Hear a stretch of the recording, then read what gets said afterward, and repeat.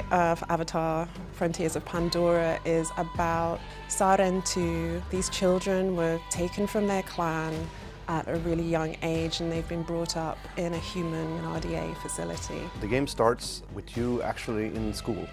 You're a Navi, but you're being raised by the RDA, the militaristic corporation, the bad guys of the story.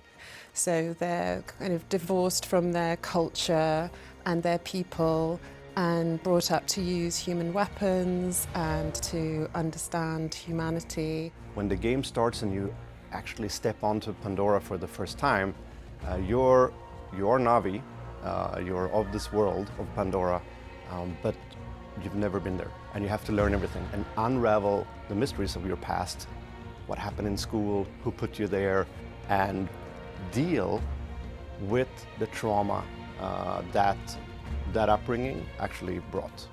The theme of being a child of two worlds is one that resonates with me. I'm dual heritage, so there's always that feeling of being neither one thing or the other, or being in an in-between place, or being too much of one and not enough of another. And the player character goes through those moments of being, but I'm not Navi, like, can I do this? And trying to find their place in the world. Ewa, we enter your welcoming arms, at one with all things connected through you.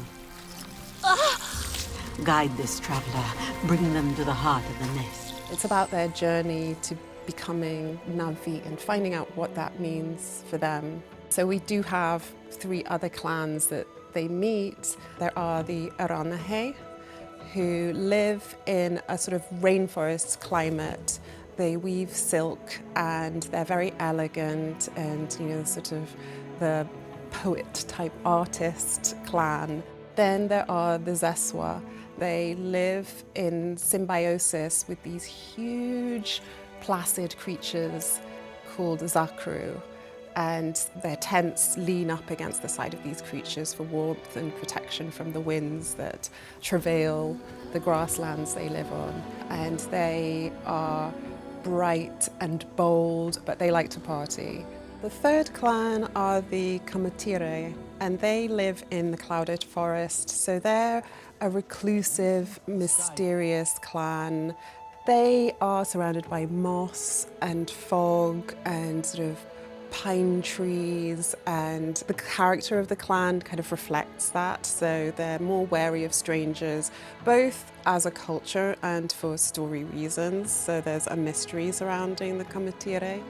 Every single aspect in the Avatar universe fits together, right? This is something that you see in the Avatar films. There are lore parameters that we must abide by, and this applies to both world building and narrative.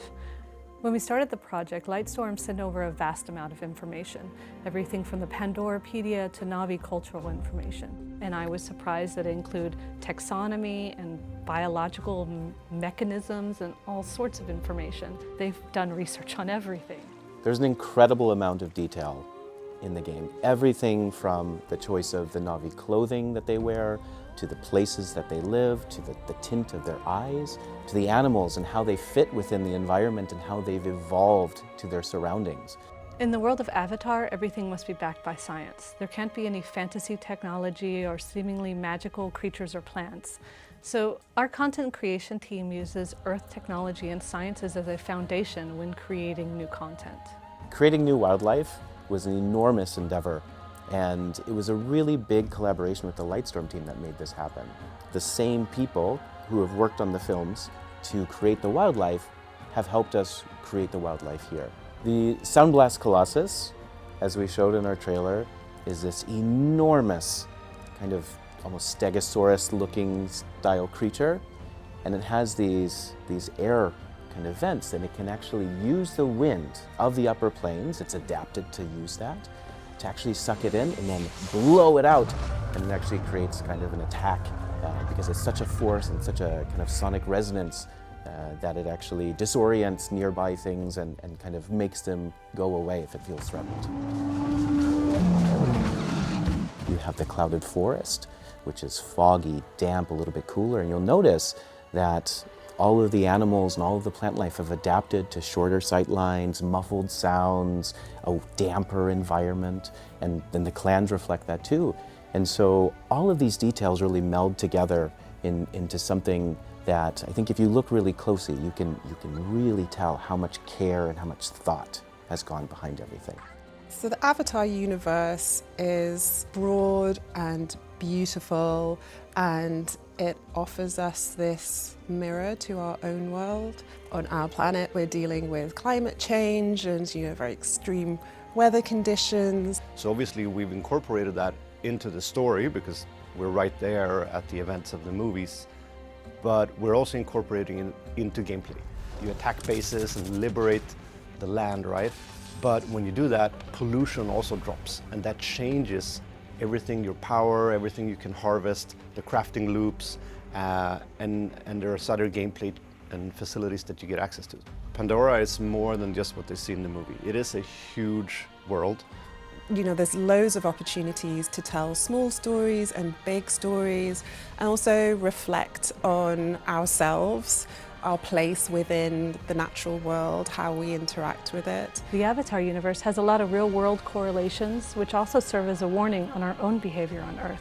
There are many clans, and the clans are different. They have different cultures, they have different styles, they have different look, and just like here on Earth, they have small physical differences, but inside they're all Na'vi.